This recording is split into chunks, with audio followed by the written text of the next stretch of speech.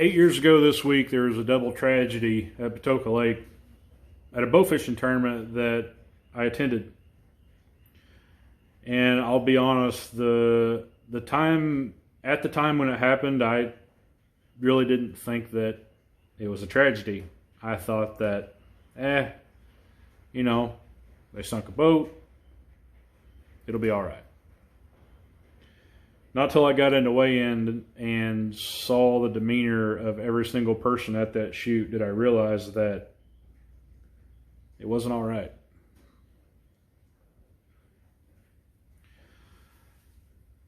I'm making this video not to revisit the tragedy, but to tell everybody of the risks that we take. And it's a friendly reminder that every single time you go out on the water, you cannot take it for granted. I see guys in 1448, 1648s with every single thing that we put in a big boat, right? You've got batteries, you've got a trolling motor, you've got an oversized outboard, you've got a big generator, you've got an extended deck, you've got all the factory stuff that came with the boat, and you probably got some foam in there that's waterlogged from that old boat that you tried to fix up. Well, guys, chances are those boats that you're getting by with are overloaded before you ever get in them. That particular night, there was 3 young men in their 20s in, I can't remember if it was a 1648 or a 1652, but they put a 90 on it. They had one of the big Champion generators. It even had a big head tower on it. And you can imagine, for a small boat with a fish tub, the boat was just overloaded. But imagine you're on Patoka Lake in late March, after dark, of course, bow fishing, and the operator pulls back on the throttle and the ass end of the boat swamps and the entire boat goes down within seconds. You weren't wearing a life jacket. The weather was cold, so you're wearing your Carhartts.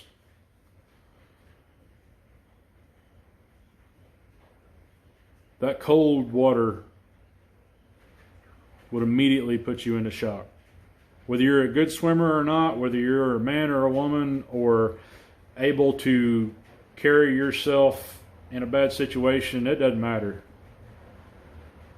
The only thing that was going to save those guys at that point was the precautions that they took before they got on the boat.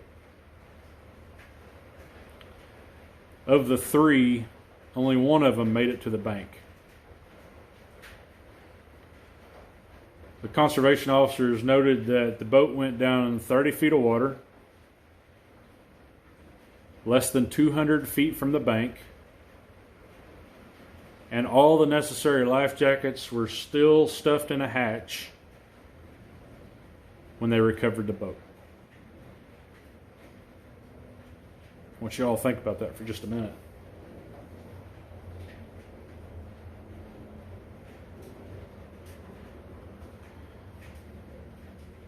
You've all heard me sign off a video by saying, don't forget to wear the PFDs. Well, the reason I say that is for those 2 young men that were beside me in that bowfishing tournament. I didn't know them. I'd never seen them before. And then a couple years later, a very well-known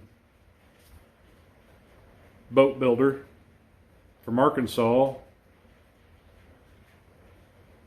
sank a boat with him and another individual. They were out testing a boat and a line fell off the front of the boat, got wrapped around the prop, and the boat immediately porpoised and threw both of them out, and they drowned.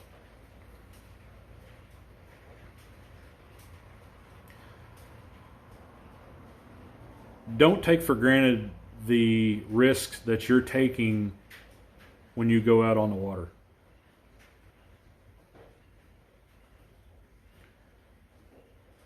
When I sign my videos off and I say, don't forget to wear the PFDs, it's because I know how quick things can happen. When tragedy strikes, you don't have time to reach for safety equipment. You're either going to have a story to tell or you're going to be a statistic. Share this video on your timeline and with all of your bow fishing friends. And if you're a captain, make good decisions. If you have a small boat, maybe instead of taking 4 guys with you, you only take 2. Maybe you try to stay out of the current. Maybe you try to take some weight out of the boat before you go. Don't take risks, because they can take you.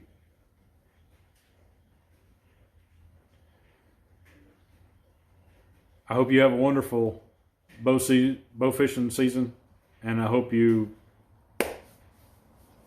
shoot the fish of a lifetime. Wear your PFDs and wear them from dock to dock.